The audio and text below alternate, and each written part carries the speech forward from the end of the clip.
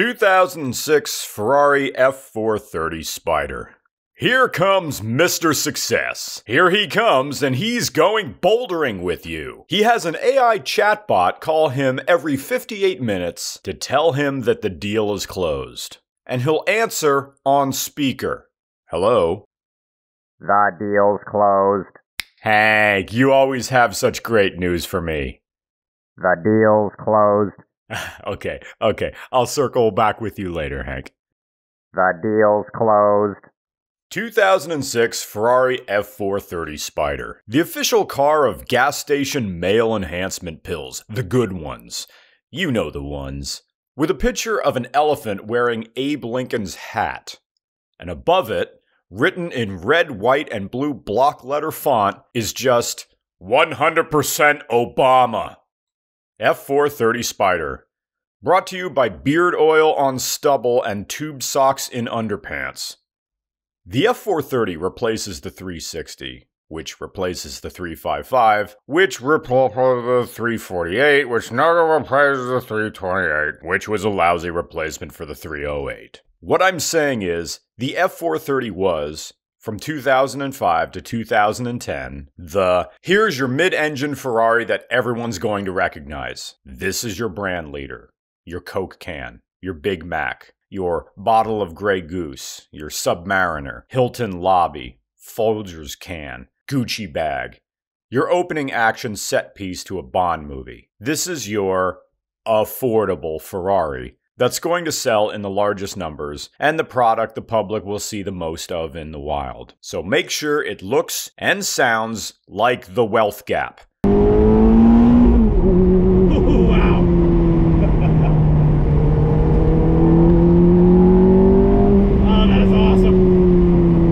Money and green are the same color, so let them see Russo red. Perils of Pauline Twitter posters, and I gotta stop referencing that movie just because of the railroad scene, will farm engagement with how wide the wealth gap is in 2024, and they may be right. But in 2005, the wealth gap was celebrated rather than mourned. Welcome back to the cultural phenomenon and slight nostalgia of O4 Rich. The extravagant, conspicuous consumption of the 2000s. Diamonds on your cell phone, diamonds on your album cover, TVs on your headrests, TVs on your quarter panels facing outward, wheels, rims, wheels, Need for Speed carbon, stanch flush, hella flesh, HID headlights, they're so ice blue they're green. Buy the bar. Buy a Nintendo Wii for every room in your house. Throw those Wii controllers through your plasma screen TV and laugh because you're just gonna buy another from Best Buy. But first, let's all go watch The Departed and talk in Boston accents for the rest of the week. And the F430 was the perfect Ferrari for the 2000s. Unlike last week's 308, which was designed to draw attention to the driver behind the wheel, enhancing all the virtues and sins of the bag of mostly water behind the wheel, the F430 was a green screen X-Man movie filled with telekinetic red, yellow, and teal light. The soundtracks were all boom and doosh and ree. And you're sitting there thinking, wow, what a movie, and never once thinking about what it's about. The F430 was not musical in the same way the 308 was. The 308's engine sound had to be musical, and the car had to be visually elegant because of its dearth of performance. But the F430 does have performance to back up all the noise it makes. Unlike the 308, which made 200 horsepower at the crank, the F430 makes 483 horsepower from the 4.3-liter F136E V8. And if you got the Scuderia, you got 503 horsepower. The 6-speed Graziano F1, no clutch, no pedal, not a manual, automatic manual transmission, makes the most inept driver appear to be an international impregnator with a dick as long as an oboe. Hey, I got your chamber music right here! F430. It's like if a Dodge Viper was good. F430. It's like a Corvette C8, but people like you. I want to come back to the C8 comparison, but okay. I liked the X-Man movies during the mid-2000s because I knew what I was getting into. but the movies never really surprised me or really impressed me. I'm gonna see some mutant powers. I'm gonna see Patrick Stewart be stately. I'm gonna see huge Jackman on D-ball and something military-industrial complex civil rights great. There's nothing profound here. Now, imagine an X-Men movie with Paul Giamatti as a new mutant called Fourth Wall. Now, you don't know what you're getting. Fourth Wall's power is to make time stop relative to him. But he can't interact with the world. He can't go all Quicksilver and wedgie security guards or rescue kids from an exploding house. He can't rewind time to tell his team members what the antagonists are going to do. He can't even move about in space when time is stopped to get a wider view of the battlefield or whatever. All Fourth Wall can do is look at the audience and sigh and look at his shoes and rub his forehead and look up again in the audience and say, Can you believe this? 1990 was the year I got my powers and my first apartment. Now imagine my surprise when I get a business card in the mail. Xavier School. Now that's a funny name. And to my surprise, I'm not the only mutant. But those mutants are pure. Look at them. Getting picked first. They sit up front. They sit up in the front of the plane. So who am I? Who are they? And this wheelchair guy. Mouth full of fancy words and phrases. All I can do is eavesdrop. Like you, right now. I want to do more here. But I'm lonely and horny. All of you understand. It's just us. Here. What are you doing after all of this? You guys. Maybe you guys are the bad guys. You could stop the bad guy right now if you want. Just get up and leave. Pull the plug. Bankrupt the theater. But what happens to me? Who is Fourth Wall? Maybe all we can do is watch the spectacle and all the profits. and that's how you enjoy an F430. Can you believe this? I'm driving a Ferrari and you're looking at me. How did that happen? I still feel like myself, but now I have this extra persona. And what am I supposed to do with it? I'm Paul Giamatti, and I'm in a delicatessen, or World War II, or Ferrari, and I'm trying to figure out what to do next. And I'm recording this in a hotel room in Cincinnati, and now the maid is outside with a vacuum cleaner. Can you hear that? 'Cause I can hear that. Anyway, I'm driving this Ferrari, and this guy's staring at me. While we were filming the F430, we turned around at a multi-purpose building. Two of the tenants of the building are a dog obedience school and a silent auction where most of your dead relatives' furniture and Happy Meal toys end up. And while we were turning around, a man in a gray goatee, olive drab jacket, and baggy jeans says to us, "Hey buddy, you're in the wrong place. This is the auction." And we're like, "What? What does that mean? This is not that expensive of a car. You're in the wrong place. This is the auction? Are we insulting you that a car called a Ferrari exists?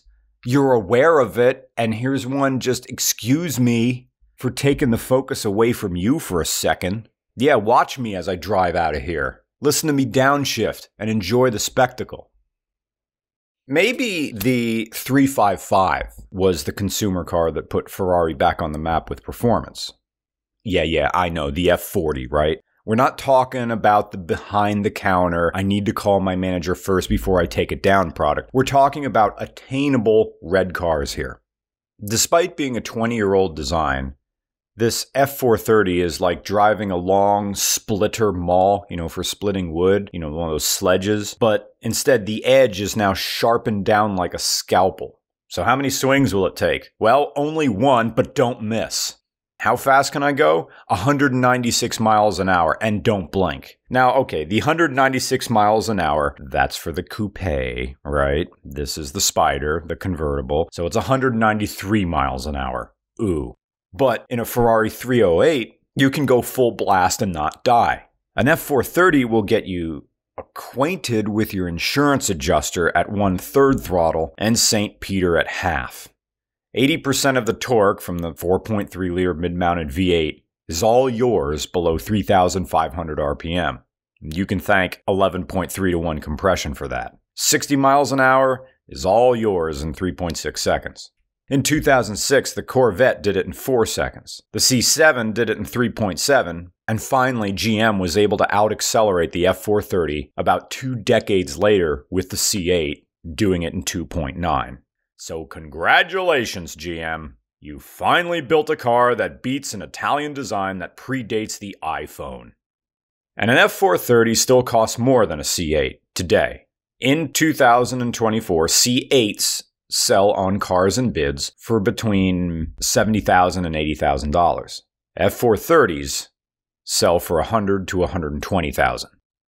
This isn't for people who owned waterbeds in the 80s and did Quaaludes in the 90s. This is for the people who actually had money in a way that's self-sustained. For the people who actually have Ferrari money, which is classified as not only having the money to own a Ferrari, but having the money to maintain it. And yet, that kind of cash flow is hard to be anything other than loud about. Stealth wealth doesn't exist under the auspices of a Ferrari F430 because stealth wealth requires modesty. And this is the categorical opposite of modesty. This is dancing around a castle, stark naked, dick swinging like a pendulum. This is taking a piss in the golf course sand trap because you'll never make it back to the clubhouse in time. And what are your dues even paying for, if not the right to mark the territory where your last business deal fell through? This is having a family and then outsourcing the maintenance of that family to maids and therapists and plastic surgeons. The irony, of course, is that a Ferrari from 40 years ago projects more class than the hyper-fixated, wealth-obsessed appearance of an F430. This Ferrari was excessive for its time, and I know that because it's excessive now. Does it really need the big round holes up front to call to mind those 60s racing Ferraris? Does it really need to crib notes directly from the Ferrari Enzo with the engine cover vents and these taillights? Probably not. But it speaks to the general aesthetic of a car that gestures at the classiness of what came before, while not really striving to offer it. Yes, this is an incredible car. Highway speeds come faster than the tears after a closure dream. You know what I'm talking about.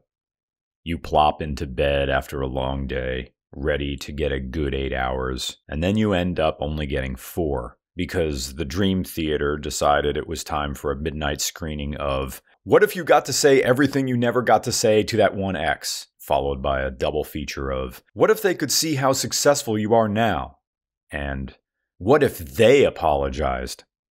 But it doesn't feel like it's a big surprise to say that a Ferrari is fast. They basically took the 360 and made it more aerodynamic, with increased downforce for even more down. They share a chassis, they share the doors and the glass, but the F430 seems molded toward hostile advancement. It doesn't care if you're ready for those Gs. You're getting them one way or another, just like childhood inoculations.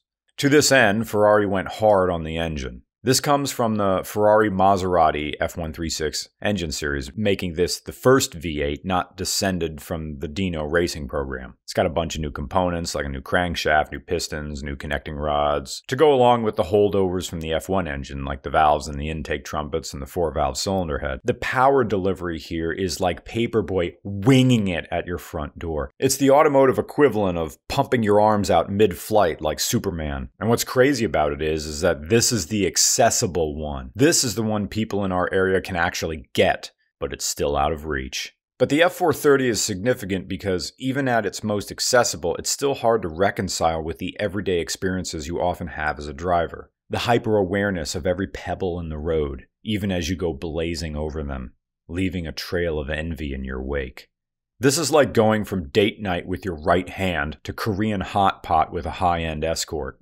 The transition that happens here is something so far beyond the everyday drive that it's hardly sustainable, because Ferrari doesn't want to take it easy. It doesn't want you to drive at neighborhood speeds just slowly enough for people to admire it. It wants you to go fast enough that people make up a conspiracy theory about the experimental craft they saw on State Route 32.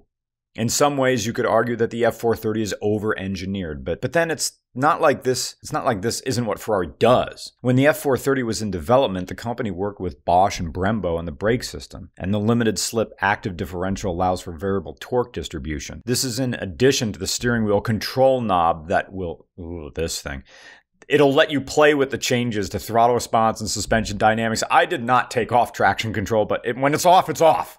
You can die. I put it on sport, but I didn't even try to find the edge of the rev limiter here. And this is just for everybody. You flip this switch, you're like, oh, I'm getting serious now.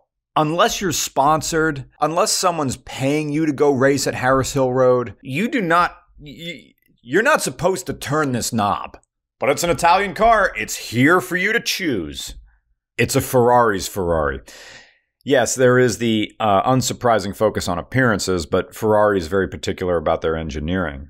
This is a company that applied for and was granted an airbag exemption in the United States for 2007 and 2008 model years. Also, they wouldn't have to redesign the car. This is a company that, for better or worse, has always cared deeply about how their cars drive, because there's a reputation that needs living up to. When you cost as much as a Ferrari, there's a presumption that you're getting kicks you can't get anywhere else. Ferrari becomes redundant if a Corvette C8 does the same thing or better. It doesn't. I've driven a C8, and now I've driven an F430. The F430 is still better, and it's 20 years older than a C8. Yes, the C8 accelerates faster than an F430, but does it feel the same? No.